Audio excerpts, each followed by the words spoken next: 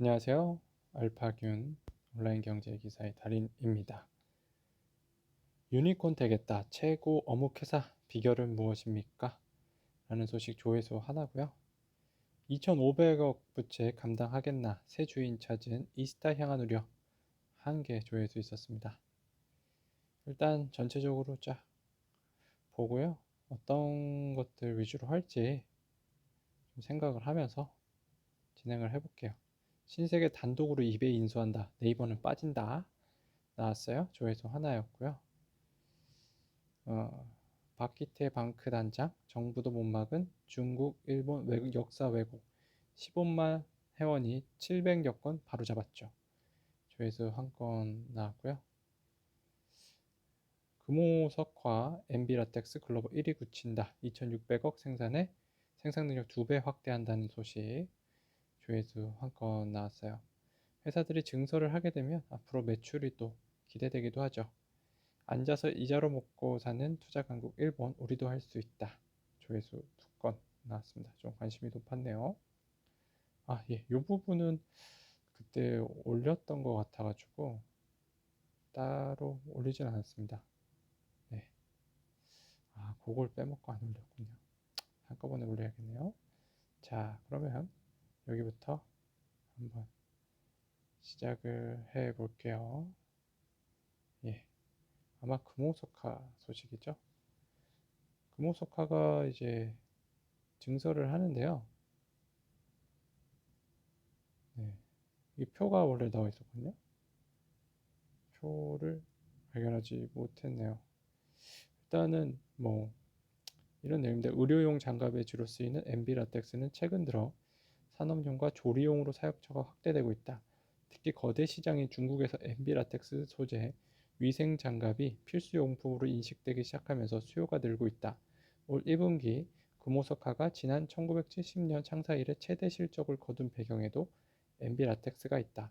금호석화는 지난 1분기 연결 기준으로 매출 1조 8,545억 원, 영업이익 6,125억 원을 기록했다. 2분기에도 엔비라텍스 등 합성 고무 주요 제품의 호조세가 이어질 것으로 예상된다고 합니다.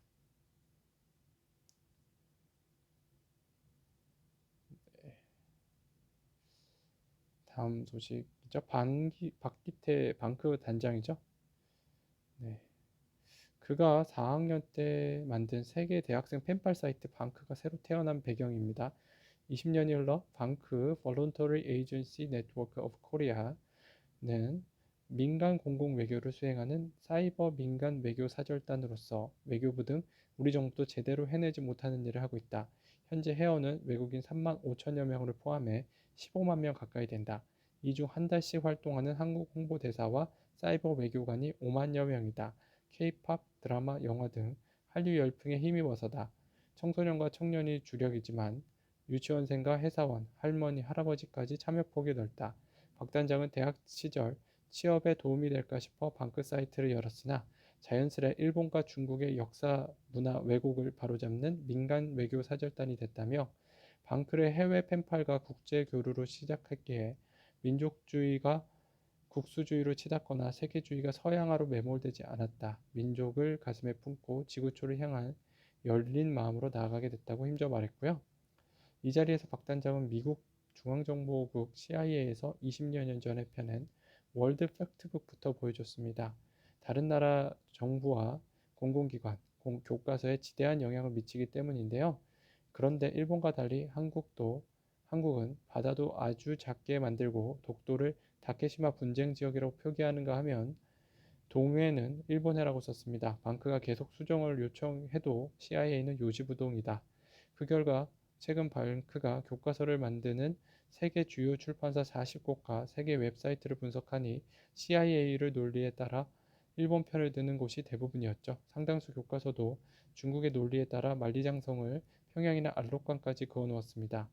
박 단장은 당시 CIA 지도책이 알려지며 공분을 샀는데 여전히 수정하지 않고 있다며, 일본이나 중국의 일반적 주장을 따르는 CIA나 출판사, 포털 사이트, 국제기구에 수많은 문제 제기를 해 일부 시정도 됐지만 일본, 중국의 주장이 판치는 경향이 있다고 한숨을 쉬었어요. 이어 다행히 몇 년 새 한류가 급격히 확산되면서 우리에게 우호적인 여건이 조성되고 있다고 말하며 주먹을 불끈 쥐었네요. 네, 신세계 단독으로 인베이 인수합니다. 네이버의 이베이 코리아 지분 투자 필요성 자체가 제한적이라는 분석도 있습니다. 박종대 하나금융투자연구원은 이미 이베이 코리아는 네이버 쇼핑숍을 통해 거래액이 상당하기 때문에 네이버가 없으면 곤란한 상황이라며 네이버는 굳이 높은 밸류에이션에 지분 투자까지 할 필요가 없다고 지적했어요. IB 업계에 따르면 현재 논의 중인 예상 인수금액 3조 5천억 원을 고려하면 신세계그룹은 최소 2조 3천억 원의 순자본을 마련해야 합니다. 이마트는 올해 초 부동산 자산을 매각하면서 1조 5천억 원 가량의 추가 현금을 마련했어요. 지난 1분기 기준 현금성 자산 7,300억 원에 이마트 가양점을 매각하면서 추가 6,800억 원을 확보했습니다. 여기에 하남 스타필드를 담보로 한 대출과 회사채 발행 등을 통해 추가 인수 자금을 마련한다는 계획이네요. 네, 네이버는 발 뺐고요. 신세계 혼자 하는데 그 부동산 자산들 담보로 아니면 매각해서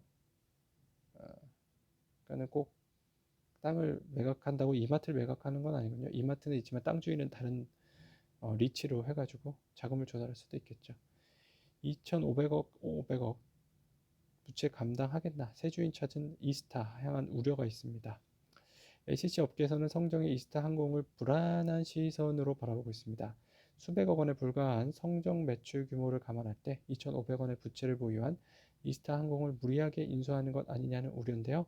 성정은 인수금액 1,100억 원 중 700억 원은 체납민금과 퇴직금 등 공익채권 변제에 나머지 400억 원은 항공기 리스사와 정유사, 카드사 등이 법원에 신고한 회생채권 상환에 쓸 예정입니다.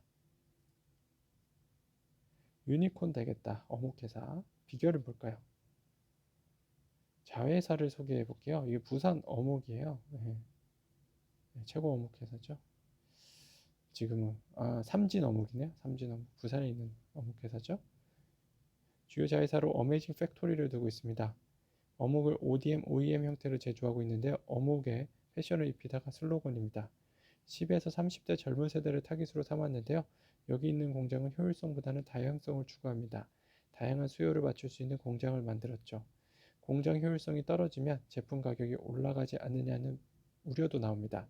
하지만 어묵의 가격은 기본적으로 그리 비싸지 않아요. 요즘 젊은 세대가 충분히 감당할 수 있는 수준입니다.